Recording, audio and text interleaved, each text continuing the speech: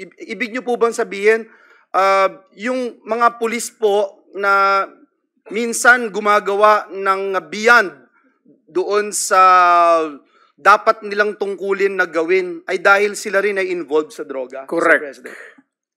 Correct.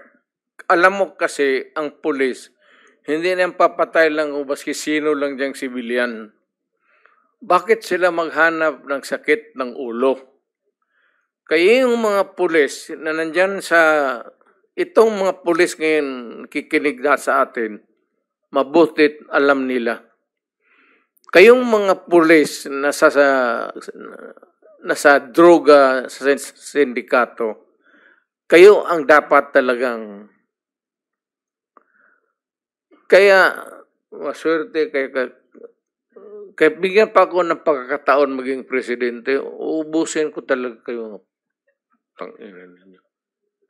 Bullshit kayo. Thank you, Mr. President. Look, ganito kasi,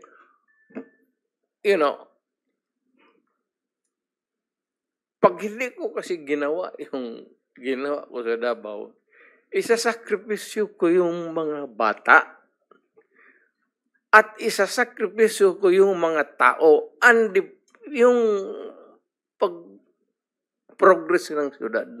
If I allow the criminals noon, kidnapping dito, kidnapping doon, droga dito, droga noon, magulo ang syudad, yun ang sitwasyon. Nung pumasok ako ng mayor, nag-warning ako. At ang warning ko talaga ganito, wag mong gawin yan kasi papatayan kita. So, ang Davao ngayon, maganda na. Tapos naman sila lahat. Napatay naman. Wala naman siguro maragdag. Kung may gusto, sige. Alam mo, it's a matter of yung iyong karakter, iyo yan. Yung karakter ko akin.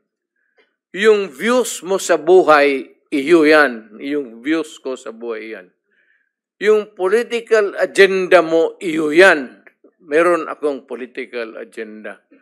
Kanya-kanya tayong filosofiya pagtingin sa buhay. Kaya, na-timingan mo lang na kung ako ganito ang utak ko, yung masasamang tao, pasensya. But foremost is really, I protect the innocent at saka yung taong bayan. Mr. President. Thank you, Mr. President. Thank you. Mr. President, nabanggit mo kanina na Metro Manila mayors and then siguro mga highly urbanized cities yan. I'm sure in the other places of the country na highly urbanized cities na involved sa droga. When you were president, sabi yung disciplinary action pwedeng ma-initiate sa office mo. So, did we use the disciplinary provisions in the local government code to discipline the mayors of the highly urbanized cities under the office of the president? Mahirap, sir. Mahirap talaga, sir, because una, matatakot talaga ang mayor. Especially dito sa Maynila. Puro sindikato dito. Kasali na ang pulis, sundalo, kriminal. Ang problema dito sa Maynila, sir, hindi mo malaman kung sino ang kalaban mo. Baka sabihin mo lang kriminal, sindikato, hindi mo alam pati pulis. Yung mga pulis, alam nila yan. Ito mga pulis nandito, yung mga pulis, alam nila yan. Na may mga tao sila na ganun. Ang problema, hindi nila basta-basta mapaalis. Siguro, isolate nila, assign nila ng duty na medyo mapalayo, but they can only do so much. Pero paglabas ng opisina yan, sir, may baril, may authority, and they come into contact with criminals, yun ang problema ng bayan. Mr. President, did we use the disciplinary power or authority of the office of the president over these highly urbanized city local government officials during your term as 6 years? Did you use it? Mahirap, sir, yung kung mayor. Yes, mayor. Against a mayor. Mahirap because yung word na due process, sir, yun talaga ang... I am not trying to belittle the democratic principles of our country. Pero yung due process, sir, yun ang pinakamahirap. Pagka pinailan mo ng kaso due process, it would take years. At kung may abogado yan, sir, matapos na lang ang termino ng animal, wala mangyari. Kaya, hindi naman ako nagyayabang. Lahat naman tayo may init sa ulo eh. Pero, pag mayor ka, kung sabihin mo, si Mayor Duterte, ilang termino na yan, love siya ng tao. Sinasabi ko, hindi ko kailangan ang love ninyo. You just obey the law. Huwag na yung love ninyo, hindi ko kailangan yan. Marami akong love sa labas. Naglalove. Ang problema dito, sir, is when you are a mayor, dito na lang tayo sa mayor, pag hindi takot ang tao sa iyo, kung sabihin mo lang, wag yan kasi por respeto si mayor. Respect is not enough. Dito sa Pilipinas, kung sabihin mo, wag natin gawin yan por respeto kay mayor. Ibang klaseng tao yan, sir. Medyo yung mga lasing-lasing siguro, papaputok-putok, yung malasing, bang-bang-bang. Huwag mong gawin yan kasi nakakaya kay mayor. Pero iba yung kriminal, sir. Yung mga kriminal, hindi yan. Thank you, Mr. President.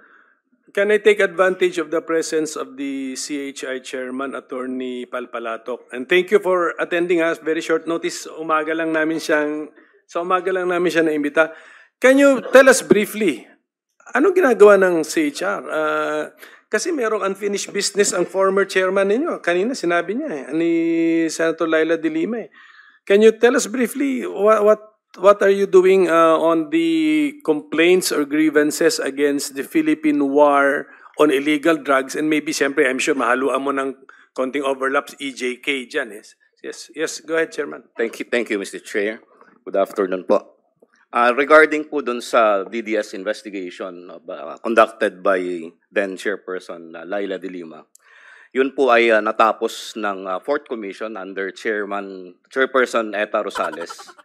Katulad po na nabanggit ni Madam Chair, nagkaroon ho ng endorsement sa Ombudsman for the determination of filing of administrative and criminal cases. Regarding the drug war, yun pong 5th Commission under the then Chairperson Chito Gascon conducted investigations on killings in relation to the drug war. Meron hong nailabas na report during that time. Ito po yung report on investigated killings in relation to the anti-illegal drug campaign. Nailabas po ito noong April 2022. Subalit, ito hong report na ito is not on the determination on accountability.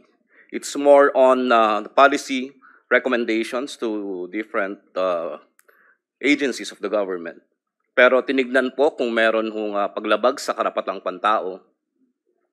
And ang conclusion po dun sa report na yon is there is a violation of human rights, particularly right to life, and it's the failure of the state to address the problem. Wala pong, dun sa report pong yon, wala hong determination kung sino accountable. That's why ito hong aming commission ngayon, the 6th Commission, formed a task force para ho tignan ulit yung mga kasong iniimbestigahan ng komisyon and to determine ang accountability naman kung sino ho yung dapat managot doon sa mga pagpatay. So ang naging problema ko kasi ng komisyon dito ay yung pong mga kapulisan, they refuse cooperation with the Commission on Human Rights. ayaw ho nilang bigyan ng dokumento ang komisyon. At dahil ho dito, naging problema ng komisyon ng pag-conduct ng investigation, hindi ho namin matapos.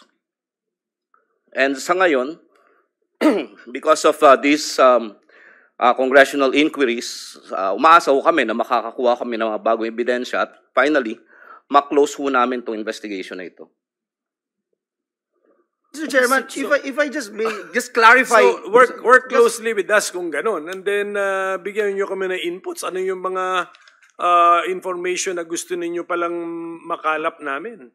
Mr. Chairman. Yes, Your Honor. Ang isa pong pinaka-importante po siguro sa amin in relation to our investigation, yun pong directive from the Philippine National Police preventing the sharing of information to the Commission on Human Rights on the basis of Executive Order Number 2. Yun pong Date exceptions. What? Dated what? EO number 2 dated para ma-situate natin kailan in-issue yan.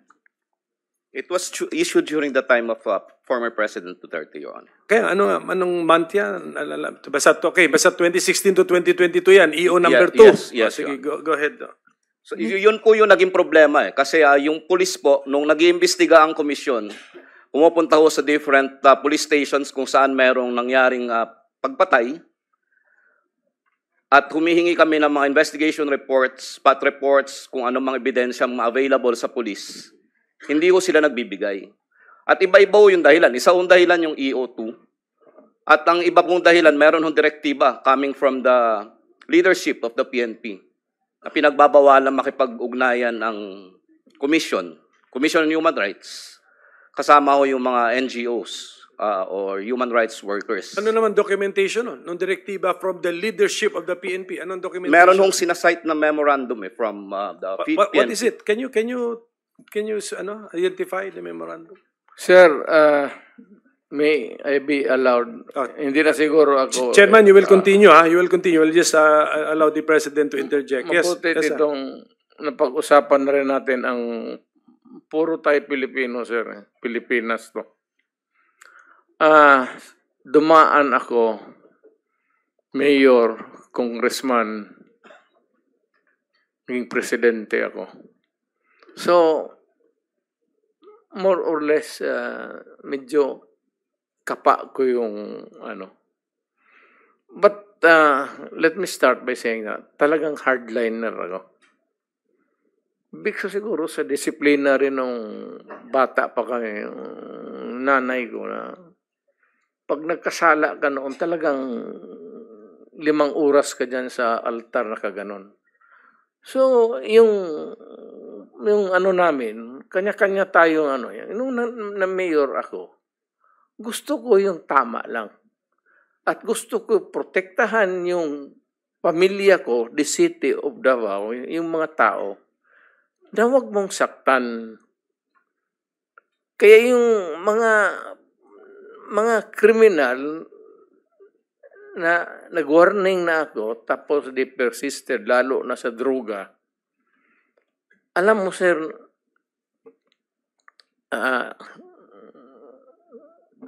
Yes, Mr. Chair, in the interest of time, with all due respect, pwede po bang matanong yung follow-up question sa CHR? Sige. No, I'm asking Mr. Chair.